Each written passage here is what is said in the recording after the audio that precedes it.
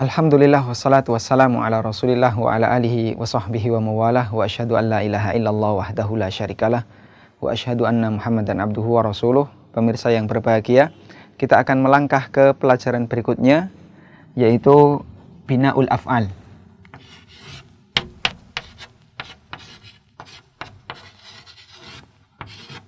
Bina'ul Af'al, pola fi'il atau pola pembuatan kata kerja.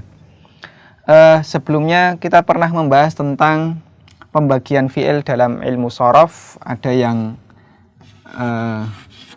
fi'il mujarrad dan ada yang fi'il mazid. Ya, ada yang mujarrad dan ada yang mazid. Mujarrad artinya seluruh susunan fi'il itu adalah huruf asli. Sedangkan mazid, susunan fi'il madinya, di sana ada huruf ziyadah, ada huruf tambahan. Di kesempatan kali ini kita akan memfokuskan untuk fi'il mujarrad terlebih dahulu. Kemudian kita tadi sudah mengenal, atau kita sebelumnya sudah mengenal tentang huruf illah, yaitu alif, waw, dan ya. Ya. Dengan modal dua ilmu ini, kita akan mengenal tentang Bina'ul Af'al. Ya, saya hapus. Baik, pemirsa yang berbahagia, dilihat dari ada dan tidaknya huruf illah, Bina'ul Af'al itu bisa kita kelompokkan menjadi dua. Ada bina as-sahih,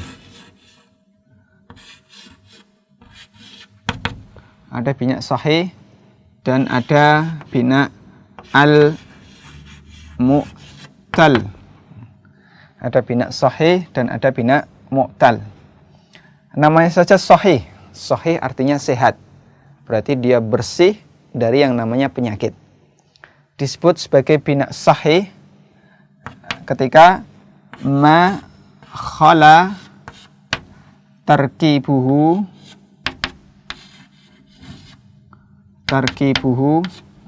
min harfil illah.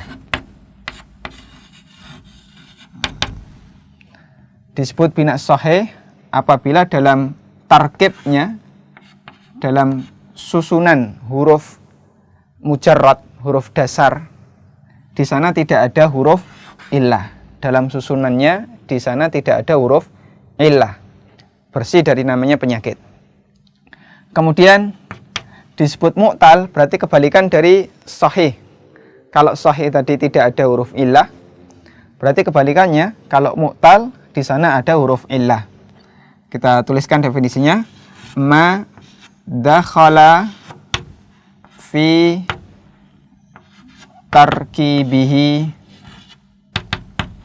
ma dakhala fi tarkibihi harful illah. Masuk dalam susunannya, madakhala, masuk dalam susunannya, fi tarkibi, dalam susunannya, harful illah, huruf illah. Baik nanti hurufnya itu berada di depan, di tengah, atau di belakang. Kita bisa membedakan dia masuk bina sahih ataukah bina mu'tal dengan kemudian melihat ada tidaknya huruf illah, alif, wawu, ya.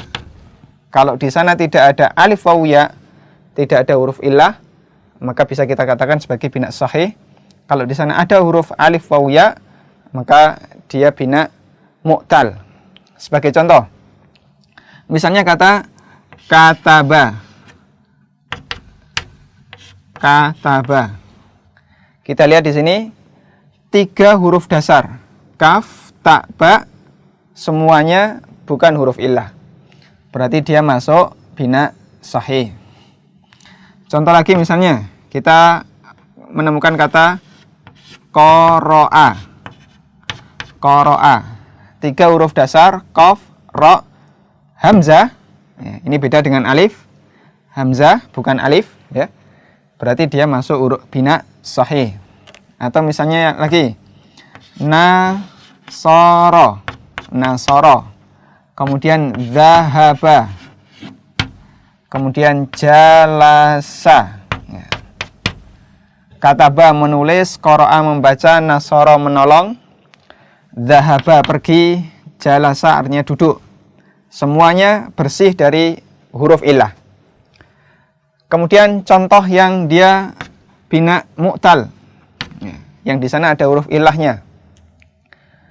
Misalnya untuk bina mu'tal yang huruf illahnya di depan. Contohnya kata wa'ada. Ada huruf illah di depan, yaitu wa. Atau wado'a. Ada huruf illah di depan. Wado'a. Ada huruf illah di depan. Contoh yang lain kalau huruf ilahnya di tengah. Misalnya kola. Huruf ilahnya di tengah. Ja'a. Huruf ilahnya di tengah. Kita kasih tanda waw huruf ilah. Di sini alifnya huruf ilah. Ya. Huruf ilahnya di tengah.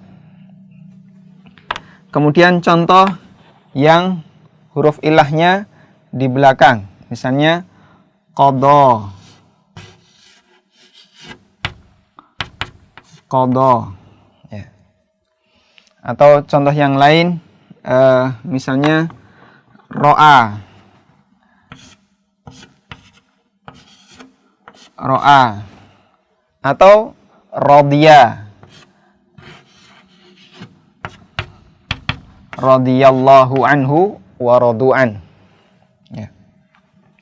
Di sini ada huruf ilah ya di belakang. Kemudian kalau qadha, ini aslinya huruf ilahnya adalah alif.